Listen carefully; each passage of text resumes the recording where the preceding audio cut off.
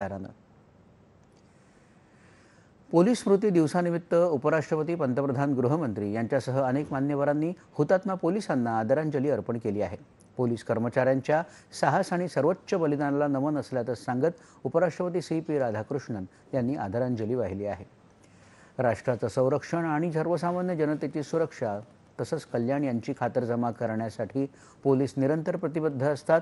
हा वचनबद्धतेच्या सन्मानाचा स्रोत आहे, असं त्यांनी आपल्या समाज माध्यम संदेशात म्हटलं आहे। संकटाच्या काळात आणि आपत्कालीन स्थितीत सेवा देण्यासाठी दृढ समर्पण आणि तत्परतेच्या माध्यमातून पोलिसांनी नेहमीच शौर्य, करुणा आणि कर्तव्याचा आदर्श घालून दिला आहे, असं ते म्हणाले।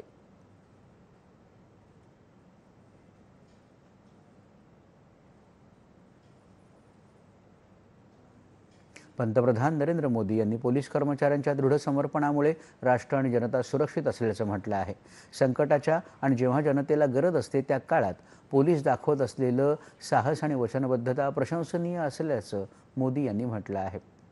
गृहमंत्री अमित शहा यांनी देशांतर्गत सुरक्षेपुढल्या आव्हानांचा बिमोड करण्याबरोबरच अतुलनीय साहस आणि वचनबद्धतेसह नागरिकांच्या अधिकाराचं रक्षण पोलीस कर्मचारी करत आहेत, असं आपल्या संदेशात म्हटलं आहे।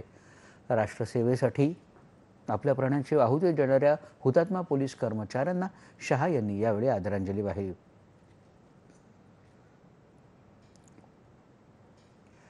आज पोलीस स्मृती दिवस